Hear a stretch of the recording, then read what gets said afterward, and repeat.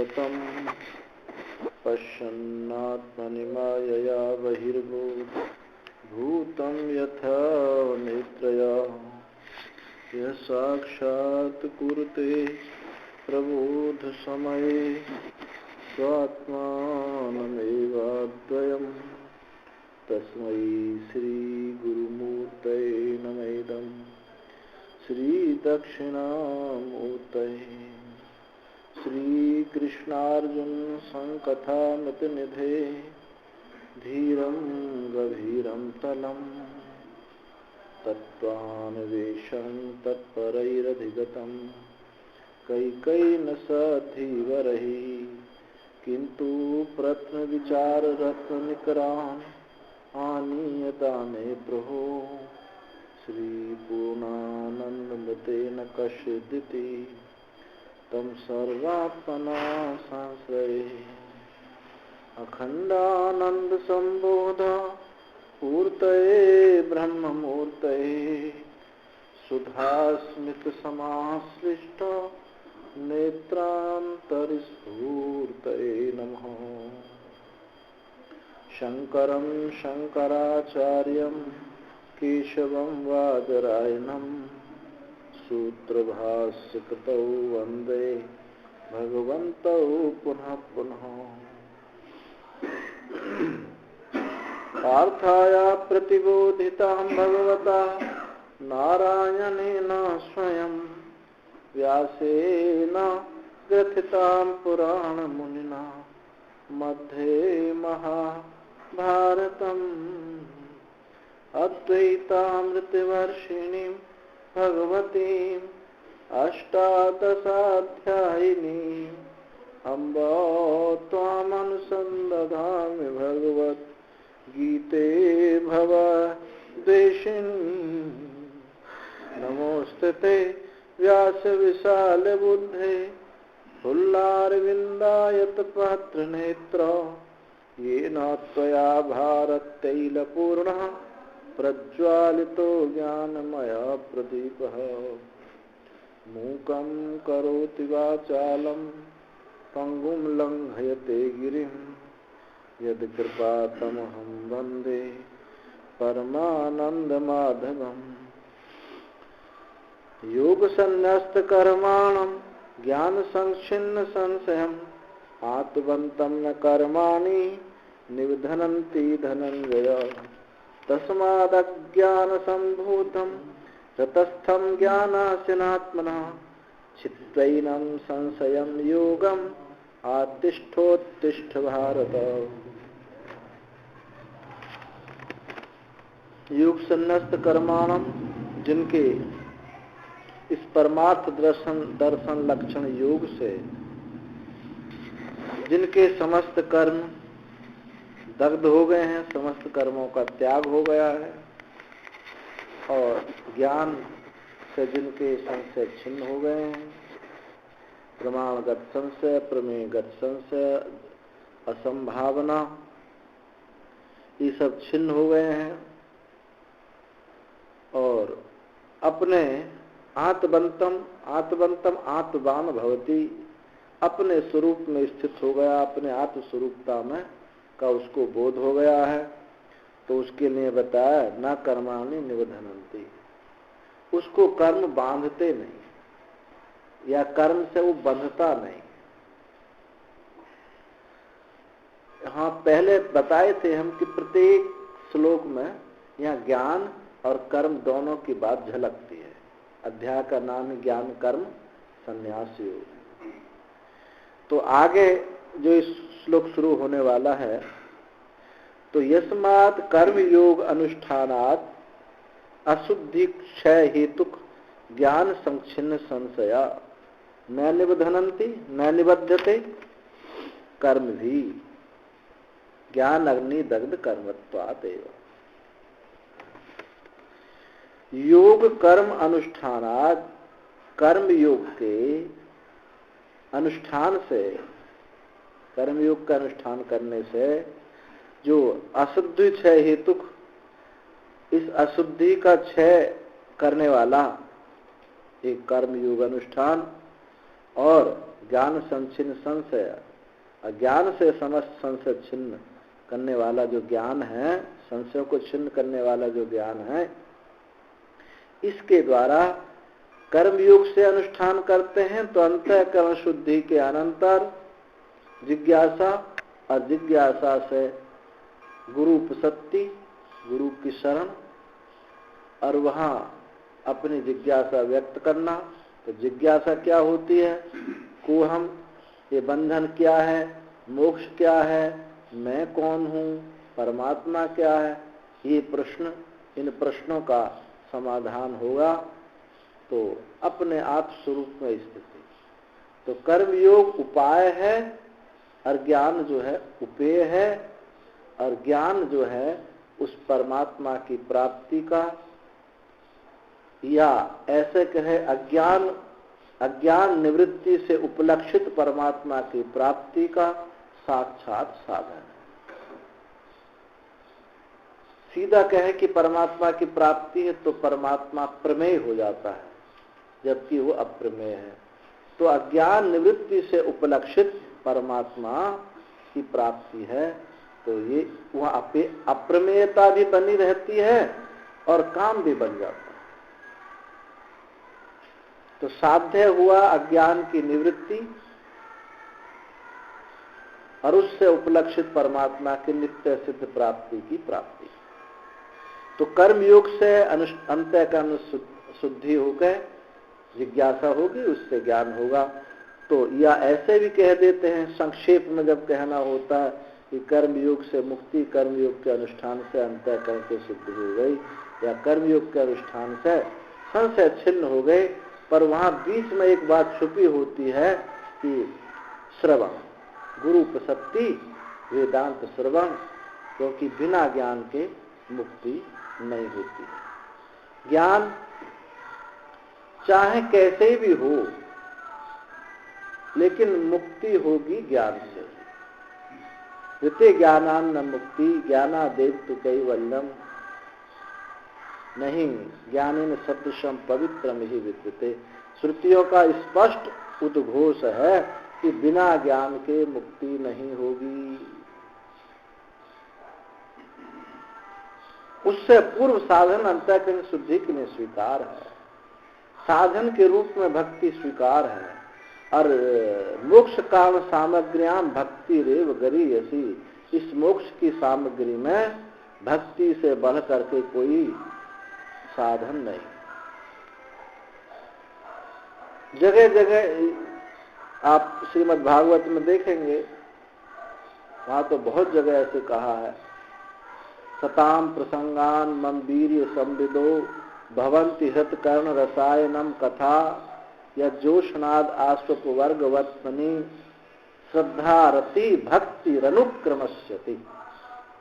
सत्पुरुषों के संग करने से, संतों के संग करने से उनसे कथा श्रवण होगी। कथा श्रवण से जो उनकी अवीर्यता थी, प्रमाद था, ये निवृत्त होगा। और उसका शीघ्रता से सेवन करने से पहले श्रद्धा जीवन में आएगी, रति आएगी, भक्ति आएगी। किसमें? या जोशना आसु अपवर्ग वर्तने, अपवर्ग बोलते मोक्ष को।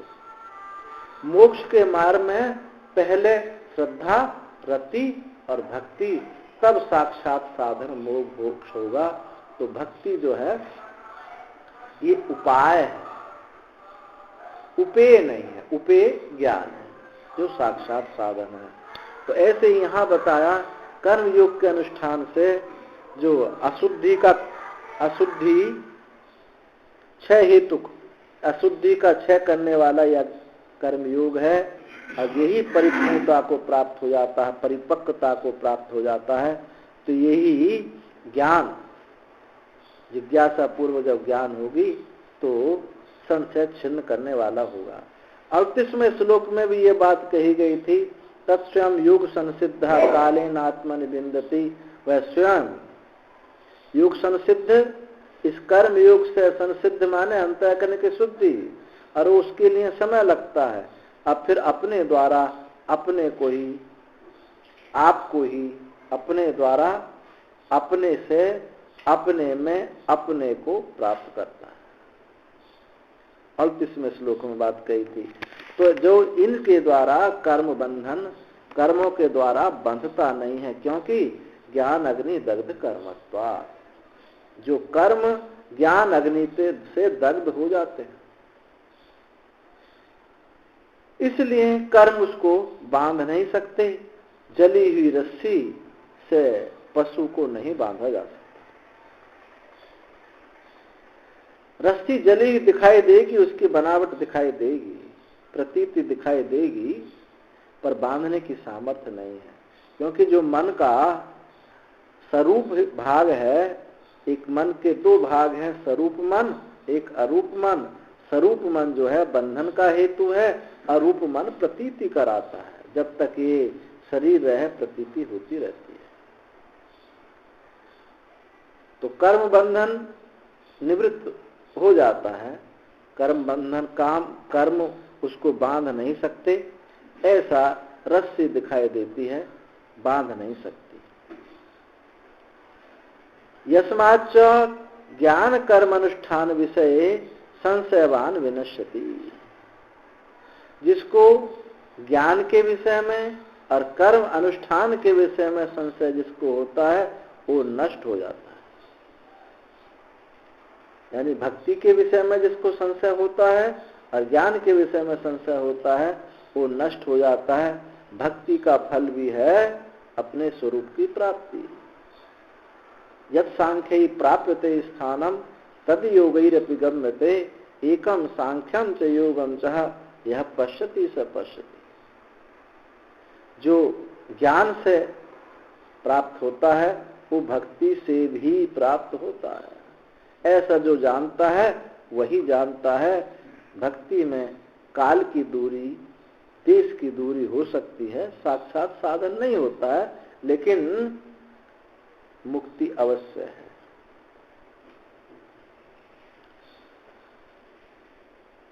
तो जो ज्ञान के विषय में, कर्म योग के विषय में संशयवान है, वो तो नष्ट हो जाते हैं। नष्ट उनका क्या है? यही जन्म जन्मांतर के इस भंवर में पड़े रहते हैं, निकल नहीं पाते। तस्माद् अज्ञान संभूतम रतस्तम ज्ञानासनात्मना चित्तेनम संशयम योगम आतिष्ठोत्तिष्ठ भारत। तस्मात् इसलिए संशय नहीं करना चाहिए। अज्ञान संभूतम रतस्तम संशयम, यहाँ बात मान, यहाँ क्या कही कि पीछे के श्लोकों में संशय नहीं करना चाहिए, यानी बेटा को मारने की बात कहेगी। अब बाप कौन है? अज्ञान। तो कह रहे हैं भगवान अज्ञान संभूतम हृतस्थम संशयम, अज्ञान से उत्पन्न ये हृदय में स्थित संशय है। इसको मारो तो बाप तो रह जाएगा, है? फिर तो समस्या, फिर दूसरा कोई संशय पैदा कर देगा। तो यहाँ ऐसा नहीं है। कहने का मतलब ये है कि जहाँ कारण और कार्य है, आविद्यक होते हैं, चाहे कार्य को मार दो चाहे कारण को मार दो, दोनों मर जाते हैं। शोक मोह कार्य है, अज्ञान कारण है। नाम रूप कार्य है, अज्ञान कारण है। परंतु नाम रूप की आत्यांतिक निवृत्ति भी मोक्ष है और अज्ञान की निवृत्ति भी मोक्ष है। शोक मोह की गीता में भगवान ने शोक मोह की निवृत्ति के लिए उपदेश दिया था। अब शोक मोह की निवृत्ति से उसका जो कारण अज्ञान है वो भी निवृत्त हो गया। तो जहां कार्य कारण भाव आविद्यक होते हैं, मिथ्या होते हैं, वहां कार्य को पकड़ लो चाहे कारण को पकड़ो। अब कारण तो हाथ में आ नहीं पाता है क्योंकि अव्यक्त है, लेकिन कार्य व्यक्त है। सुख हो, किसी को सुख दुख हो, काम क्रोध लोभ मोह ईर्षा आदि ना हो, तो वहां अज्ञान को निवृत्त करना बड़ा मुश्किल है। सुषुप्ति में किसी को बोध नहीं होता है। सुषुप्ति में अज्ञान का कार्य नहीं दिखाई देता है। वहां काम क्रोध लोभ मोह अध्यास नहीं दिखाई देता है, लेकिन अज्ञान होता है। मैंने कुछ नहीं जाना, अज्ञान वहां होता है। तो कार्य ना दिखाई देवे और कारण की निवृत्ति संभव नहीं है। नहीं तो महाप्रलय में निवृत्ति हो जाया करती, सुषुप्ति में निवृत्ति हो जाया करती, लेकिन नहीं होती। जब तक बच्चा रोता नहीं है तब तक माँ दूध पिलाती नहीं है। वो क्या करती है, कुछ ना कुछ काम में लगेगी। तभी जब रोएगा चिल्लाएगा तब याद आए कि अरे ये तो भूखा है, इसलिए नहीं ये रो रहा है। तो ये अज्ञान का कार्य काटता है, सताता है, तब अज्ञान पर दृष्टि जाती है, भाई इसलिए ऐसा हो रहा है। तो भगवान कह रहे हैं कि कार्य की इस अज्ञान से उत्पन्न हृदय में स्थित जो संशय है इसका छेदन करो, अर्थात अज्ञान का ही छेदन है। सांप को पड़ी हुई रस्सी सांप दिखाई दे रही है तो हमारा ख्याल रस्सी पर नहीं गया है, सांप पर जाता है और सांप को ही देखना चाहते हैं, सांप को ही मारना चाहते हैं। लेकिन जब सांप को देखते हैं तो उसका जो कारण अज्ञान है, रस्सी का अज्ञान, वो निवृत्त हो जाता, रस्सी दिखाई देती है। तो जहाँ कार्य की निवृत्ति से कारण की निवृत्ति होती है, वहाँ कार्य कारण भाव सच्चा नहीं होता है, कल्पित होता है, आविद्यक होता है। जहाँ कार्य की निवृत्ति से कारण की निवृत्ति नहीं होती, वहाँ कार्य कारण भाव सच्चा होता है। जैसे घड़ा है और मिट्टी है, घड़े को फोड़ दो, मिट्टी रह जाती है। और यहाँ कार्य की निवृत्ति से कारण की भी निवृत्ति हो जाती है। तो भगवान कह रहे कि अज्ञान से उत्पन्न जो हृदय में स्थित अज्ञान का आश्रय क्या है जी? अज्ञान का क्या आश्रय है? ये अंतःकरण की अज्ञान, ये अंतःकरण में ही ज्ञान उत्पन्न होगा और अंतःकरण में ही अज्ञान उत्पन्न होगा। इसलिए हृदयस्थ कहा है, हृदय में स्थित। और ब्रह्म ज्ञान को भी कहा जाता है कि आपके हृदय में ये ब्रह्म विद्या प्रकट होगी। तो हृदय में स्थित जो संशय है अज्ञान से उत्पन्न, इसका छेदन करके, और कैसे छेदन करना होगा? ज्ञानासिना, ज्ञानासिना, असी बोलते हैं तलवार को। ज्ञान रूपी तलवार से इसका छेदन कर दो, असंगता रूपी तलवार से छेदन कर दो।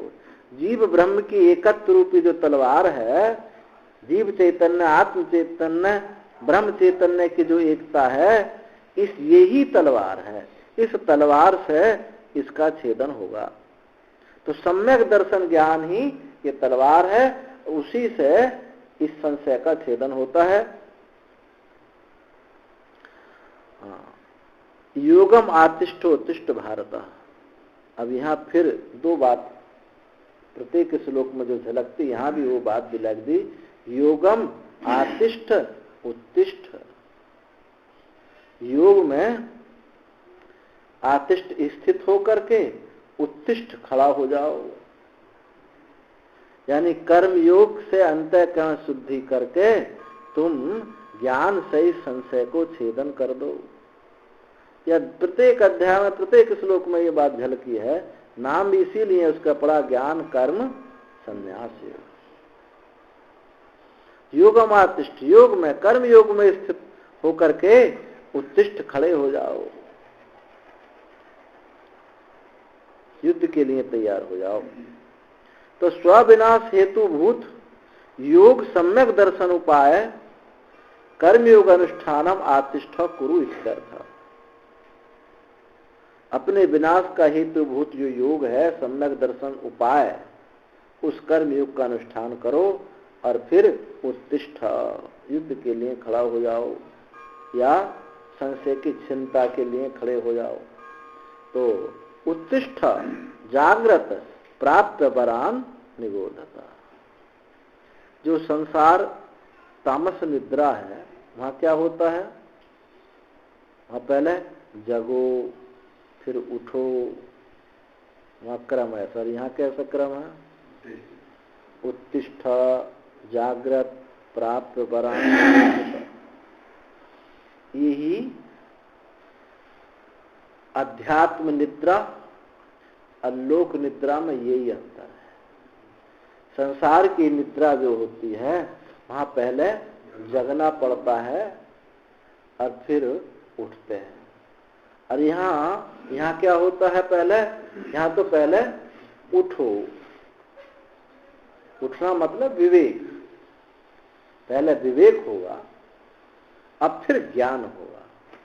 उत्तिष्ठ, जागना माने ज्ञान, ज्ञान होगा। जिज्ञासा, जागृत माने जिज्ञासा समझो। उत्तिष्ठ से उठो, इस संसार से ऊपर से अंगड़ाई ले उठो, तो विवेक कर लो। ये संसार का विभाग है, ये परमार्थ का विभाग है, ये है उठना। और जिज्ञासा पूर्वक गुरु की शरण में जाना, ये है जागना। प्राप्त वरान, जागना मतलब जिज्ञासा, और प्राप्त वरान माने गुरु की उपसत्ति। अब फिर है निबोधता, ये है स्वरूप ज्ञान। तो जागना अलग बात है, स्वरूप बोध और एक उठना, तीनों सामान्य रूप से एक अर्थ में प्रयोग कर देते हैं हम, लेकिन यहाँ श्रुति तीन शब्द है तो तीन अर्थ में प्रयोग किया है। उत्तिष्ठा, जागत, प्राप्त वरान, निबोधता। निबोधता माने अपने स्वरूप में स्थिति, जागृत माने जिज्ञासा, उठो माने विवेक वैराग्य। तो उठ जाओ अपने स्वरूप में, ये उठ जाओ। और यहाँ एक बात और इस श्लोक में कही, ज्ञानासना आत्मना। आत्मना शब्द का प्रयोग किया। आत्मना स्वयं, अपना, आत्मविषयत्वा संशय। ये संशय जो है आत्म विषयक है, वस्तु विषयक संशय नहीं। घड़ा है, इसके विषय में संशय हो कि भाई ये घड़ा है या सुराई है या कोई टप है, वस्तु विषयक संशय नहीं है, आत्म विषयक संशय है कि मैं ब्रह्म हूं या नहीं हूं, मैं ब्रह्म हूं या नहीं, ये संशय है। तो यदि वस्तु विषयक संशय होता तो उसके लिए और उपचार होता, उसके लिए ज्ञान तलवार की आवश्यकता नहीं होती, वहां विवेक से काम चल जाता। वस्तु विषयक में वहां केवल विवेक से काम चल जाता कि ये संसार अलग कर दो, ये अलग कर दो। यहां तो आत्म विषयक संशय है कि मैं ब्रह्म हूं या नहीं। और जहां ये संशय उत्पन्न हुआ है वहीं इसकी निवृत्ति भी होगी, वहीं निवृत्ति होगी। तो संशय, आत्म विषयक संशय होने के कारण यहाँ ज्ञान की ही आवश्यकता है, कोई विवेक की आवश्यकता की, विवेक मुख्यता नहीं रह जाती है। तो भगवान ने ये बात कही कि ये जो संशय है आत्मविषयत्वात्, आत्म विषय होने से नहीं परस्य संशया परेण छेतव्यताम प्राप्तो येन स्वस्यति विशेषेत। क्योंकि दूसरे के संशय से दूसरे का छेदन नहीं होता। संशय किसी और को हो, अनिवृत्त किसी और का हो जाए, ऐसा नहीं होता। जिसको संशय, जहां संशय होता है वहीं उसकी निवृत्ति होती है। हम कोई चीज कहीं खोई कहीं और है और ढूंढे कहीं और, ये ही हो रहा है। वस्तु खोई कहाँ है? संशय। ये वस्तु जो खो गई है ये अलग है और ढूंढ कहीं अलग रहे। वस्तु खो गई है अपने में ही, अपने में खो गई है और ढूंढ रहे हैं बाहर, शब्द स्पर्श रूप रस गंध, इसलिए नहीं मिल पाती है। एक बुढ़िया की सुई खो गई और वो रोड पर जहाँ मोदी जी ने लाइट लगवाई वहां ढूंढ रही थी। क्या हुआ? अम्मा सुई खो गई। कहाँ खोई थी? खोई तो घर थी, तो फिर यहाँ क्यों ढूंढे? यहाँ उजाला है। तो जहां अब उनको सुई मिलने वाली नहीं, जहां खोई है वहीं खोजो। चाहे जब हम खोजेंगे तो हमको उजाला करना पड़ेगा। अब खोज रहे हैं हम संसार में, शब्द स्पर्श रूप रस गंध में, एक एक जहाँ खोजते हैं इसमें नहीं, मेरी दूसरी चीज में खोजते हैं, वहीं खोजते रहते हैं। और खोजना है अपने आपे में। ना ये वस्तु तीर्थ में मिलेगी, ना मंदिर में मिलेगी, ये कहीं नहीं मिलेगी जब तक अपने उनका हमको उपयोग किया जा सकता है, पर खोजनी पड़ेगी अपने आपे में। जब तक अपने में लौट लाट कर थक थका करके, देखो जी उपासना है, ये सब क्या थकाने के लिए होते हैं, ये थकाने के लिए है सब। जब कर्तृत्व इतना प्रबल होता है कि मैं नहीं करूंगा तो कैसे मुझे मिलेगा, मैं करके ही पाऊंगा। जब कर करा के थक जाता है तो कहता है हे प्रभु मेरी सामर्थ्य नहीं, मैं नहीं, मेरी सामर्थ्य नहीं है मैं इसको पा सकूं। ये तो आपको ही करना होगा। जब कर्तृत्व शिथिल हो जाता है तो भगवान उसके हृदय में ज्ञान का प्रकाश कर देते हैं और उस प्रकाश में सुई मिल जाती है। तो जितने सब साधन हैं ये थकाने के लिए, जब इनको करते करते थक जाओ तब उनको समझ में आएगी अरे ये वस्तु तो मेरे पास ही थी, मैं कहाँ ढूंढ रहा था इसको, और वहीं उनको मिल जाती है। तो थकना इसलिए जरूरी है, नहीं तो जब थके नहीं तो और एक से एक बढ़ करके आरंभ हम करते रहते हैं। तो ये अज्ञान अंतःकरण में ही, अज्ञान का आश्रय भी अंतःकरण है और ज्ञान का आश्रय भी अंतःकरण है। या ज्ञान रूपी तलवार लें तो अज्ञान रूपी संशय छिन्न हो जाता है और अपने स्वरूप में प्रतिष्ठित हो जाता है। तो यही यहाँ उत्तिष्ठा इदानीम युद्धाय भारत, यहाँ भगवान ये जो वाक्य आपको लग रहा है कि युद्ध के लिए भगवान कह रहे हैं, ये गौण है, मुख्य नहीं कि भगवान कह रहे युद्ध करो युद्ध करो। भगवान अर्जुन को युद्ध में नहीं लगा रहे हैं। अर्जुन तो स्वयं युद्ध में युद्ध करने के लिए स्वयं आए थे, ये तो मोह ने युद्ध नहीं किया था, करने दिया था। जब सामने भगवान जानते थे कि ये अर्जुन की कमजोरी कहाँ है, पितामह भीष्म है, द्रोणाचार्य हैं, ठीक उनके सामने जाकर रथ को खड़ा किया।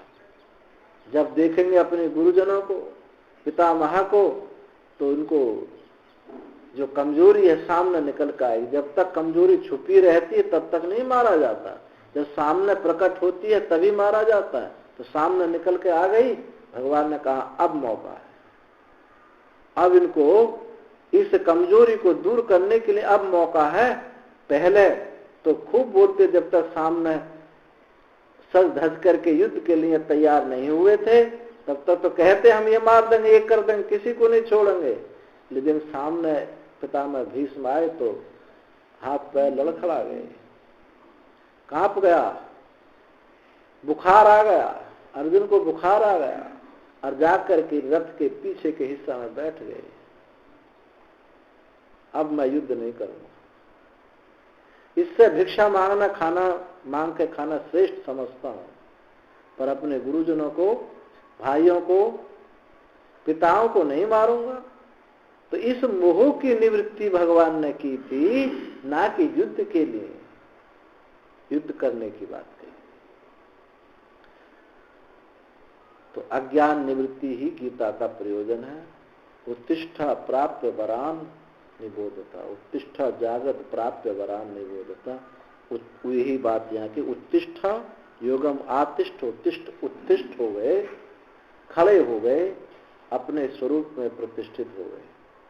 तो ये अध्याय पूरा हुआ। इति श्री मत परमहंस परिव्राजकाचार्यस्य गोविंद भगवत पूज्य पाद शिष्यस्य श्रीमद शंकर भगवत कृतहु श्रीमद भगवद गीता भाष्य ज्ञान कर्म संन्यास योगो नाम चतुर्थो अध्याय। ओम पूर्णमदः पूर्णमिदं पूर्णात् पूर्णमुदच्यते पूर्णस्य पूर्णमादाय पूर्णमेवावशिष्यते। ओम शांति शांति शांति।